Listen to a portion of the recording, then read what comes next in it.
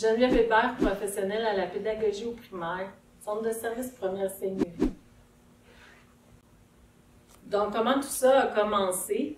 Suite à ma participation à la formation de M. François Massé il y a 4 ans, j'avais présenté à l'équipe de Marins Noirs l'espèce d'escalier qui nous explique très bien que le programme est chargé et que le temps manque.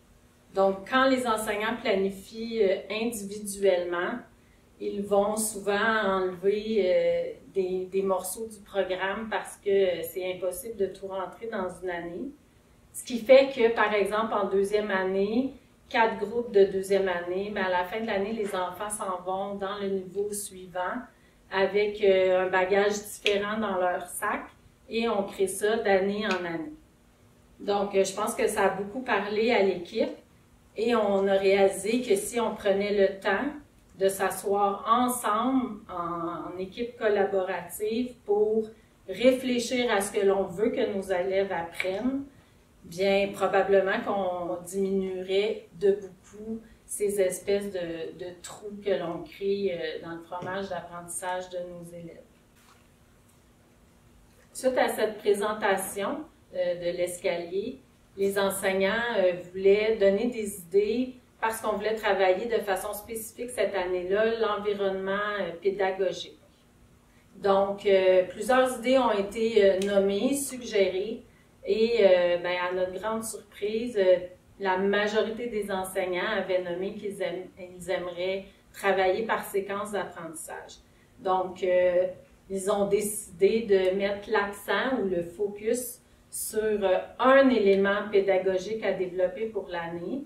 Donc, toute l'équipe école, donc les titulaires et les spécialistes, se sont lancés dans cette belle aventure. Ils ont donc choisi de viser la réussite de tous leurs élèves. Et maintenant, que sont les séquences? Mais en fait, les séquences, c'est tout simplement un travail de planification que les équipes niveau font ensemble pour déterminer ce que les élèves apprendront dans les 4 à 6 prochaines semaines.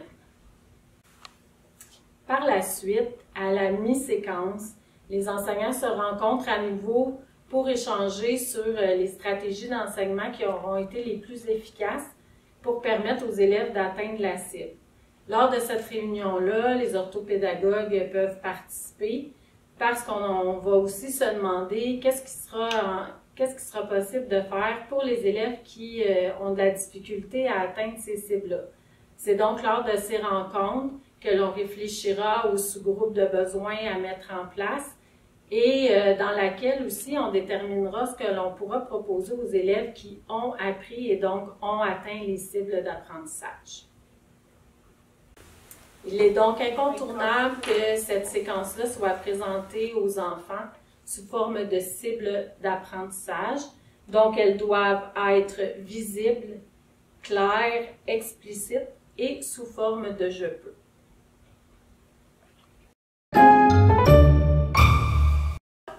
Oh, ça... Attends. Hey, c'est quoi ça veut dire, ça? Suite à cette présentation, en fait, l'équipe école, on a décidé de donner des idées pour, c'est ça, de nommer explicitement aux élèves cette séquence-là et de la nommer en cible d'apprentissage qui commencera par « je peux ». Donc, ces cibles-là sont affichées, clairement énoncées et